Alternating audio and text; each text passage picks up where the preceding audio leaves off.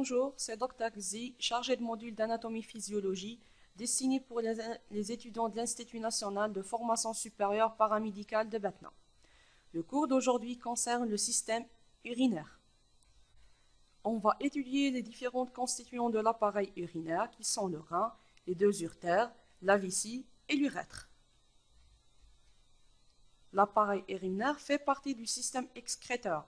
C'est l'appareil qui permet l'évacuation des déchets du corps humain, sous une forme liquide, l'urine. Il assure ainsi l'épuration du sang et le maintien de l'homéostasie au sein de l'organisme. Il maintient aussi l'équilibre sanguin, soit le volume et la composition chimique du sang.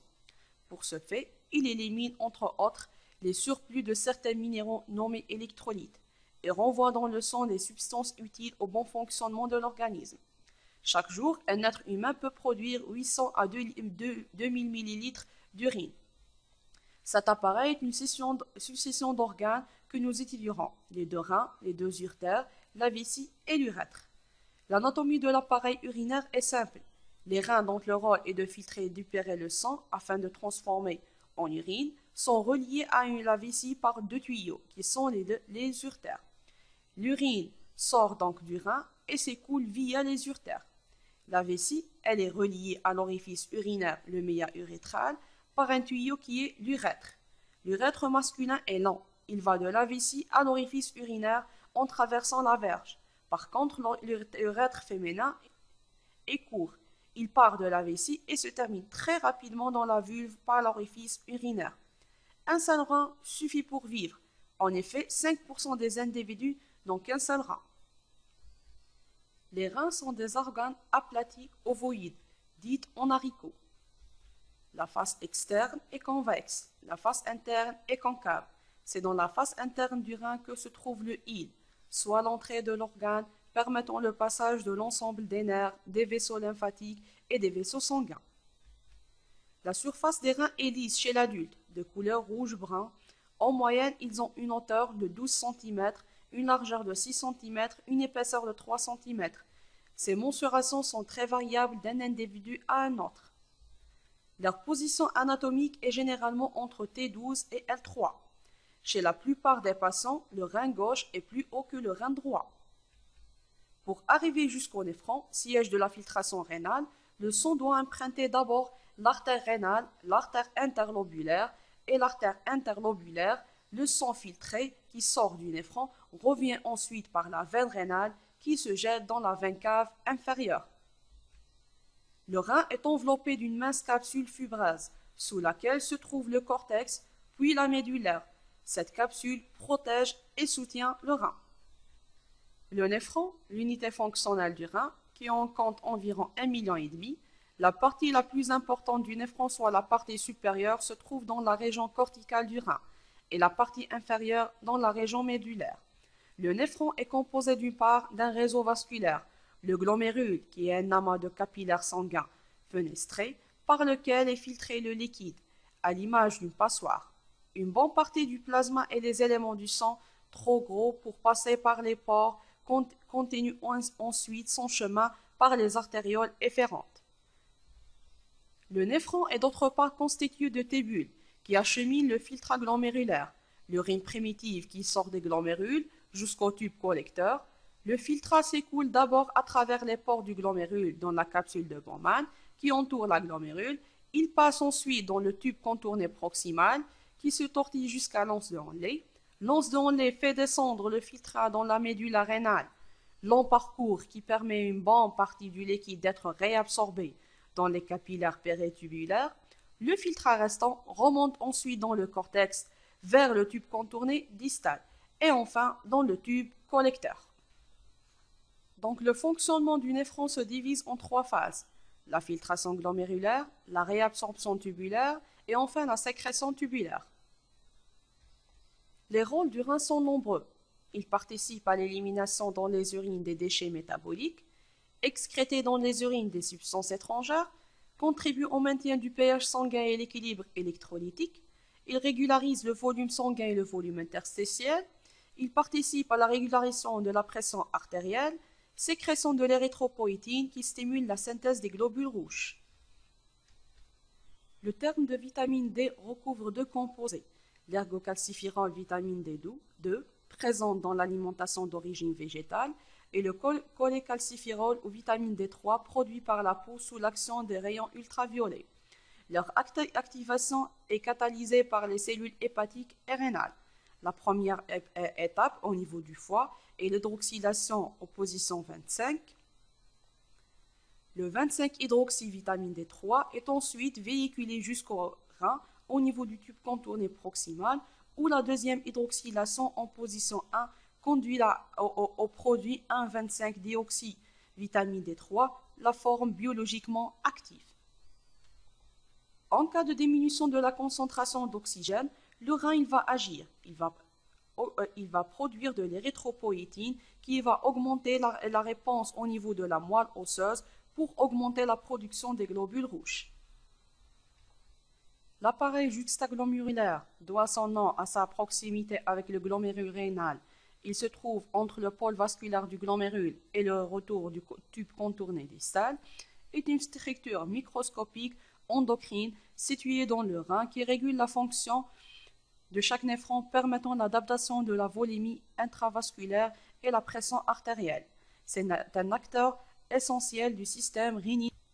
Le rein libère la rénine qui permet la transformation de l'angiotensine 1 grâce aux enzymes de conversion pulmonaire. L'angiotensine 1 devient angiotensine 2 grâce à ces deux récepteurs. Le premier récepteur permet la vasoconstriction et la rétention hydrosodée permettant l'augmentation de la pression artérielle. Les récepteurs 2 permettant la vasodilatation. Les uretères sont des conduits qui amènent l'urine des bassinets à la vessie. C'est un conduit blanchâtre de consistance ferme, de 25 cm de longueur environ et de 3 à 5 mm de diamètre, et sont situés bilatéralement. Chaque uretère draine un rein. Les uretères sont situés dans l'espace rétropéritonéal de la cavité abdominale, dans la région lombaire, puis dans le bassin. Les uretères naissent dans l'abdomen, dans le prolongement du bassin rénal, et se terminent dans la cavité pelvienne, où ils se déversent dans la vessie. L'évolution anatomique des uretères peut donc être divisée en composantes abdominales et pelviennes. Le point auquel le bassin rénal se rétrécit pour former l'uretère est connu sous le nom de la jonction urétéro-pelvienne. En atteignant la paroi de la vessie, les uretères percent sa face latérale de manière oblique. Cela crée une valve unidirectionnelle MA empêchant le reflux de l'urine. Les parois des calices du bassinet et de l'uretère contiennent des muscles lisses qui se contractent et propulsent l'urine par le péristaltisme. La vessie est un organe musculaire creux dont la fonction est recueillir l'urine produite par les reins et de les stocker entre les mictions. C'est un organe très extensible et élastique, dont la forme dépend de l'état de réplétion. Quand elle est vide ou quand elle contient peu d'urine, elle a une forme d'une pyramide, elle est uniquement pelvienne.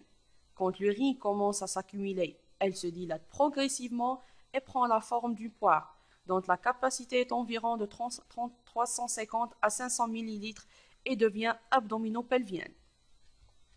Chez la femme, la vessie est située dans la partie antérieure de la zone moyenne, viscérale de la région sous-péritoniale du pelvis, entre en avant la symphyse pubienne, en arrière l'utérus et le vagin, en haut le péritoine et en bas le plancher pelvien.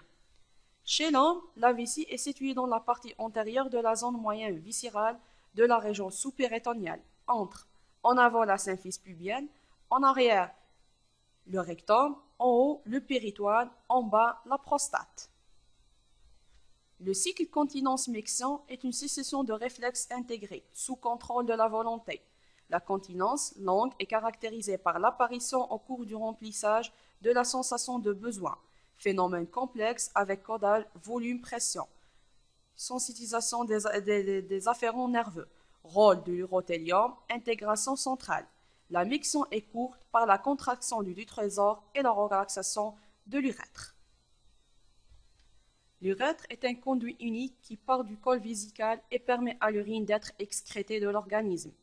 L'urètre se termine par le méa urinaire, localisé à l'extrémité du pénis chez l'homme et au milieu de la vulve chez la femme. L'urètre féminin, c'est un conduit urinaire il s'étend du col de la vessie à la vulve. Sa longueur est de 3 cm. Il comprend deux portions, l'une intrapelvienne et l'autre intrapérinéale. L'orifice inférieur est situé à 20 à 25 mm en arrière du clitoris. L'urètre masculin, c'est un conduit urogénital.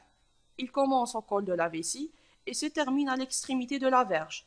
Il traverse la prostate, le périnée et pénètre dans la gaine érectile, le corps spongieux, qui l'entoure jusqu'à sa terminaison. L'urètre comporte deux sphincters en forme d'anneau. Le sphincter encercle l'urètre. Le sphincter urétral est composé d'une double structure, le sphincter interne et externe. Le premier est contracté de façon permanente mais se relâche en cas de miction, alors que le second est comprimé de manière consciente et évite les fuites urinaires en dehors des mictions normales. Le rôle de ce dernier est fondamental pour l'équilibre entre les deux mictions. Un dysfonctionnement entraîne un écoulement de l'urine incontrôlable jusqu'à souffrir de l'incontinence ou d'un obstacle jusqu'à souffrir d'une rétention. L'urine est un matériau d'eau usée. Sécrétée par les tubes rénaux, elle s'accumule dans la vessie urinaire et est excrétée par l'intermédiaire de l'urètre. Tandis qu'elle se compose de 91 à 96% d'eau, elle contient beaucoup d'autres composantes solides et liquides. Plus de 90% du corps des sous urinaires se compose seulement de 68 produits chimiques qui ont une concentration de 10 mg par litre ou plus. 42 composés sont réellement impliqués. Ils peuvent être classés comme suit. Les électrolytes tels que le sodium, potassium, calcium, magnésium et le chlore, produits chimiques azotés tels que l'urée, la créatinine, les vitamines, les hormones, les acides organiques tels que les acides uriques et d'autres composés organiques. La concentration des constituants suivants en urine peuvent être considérés. L'azote en urine est excrété en grande partie.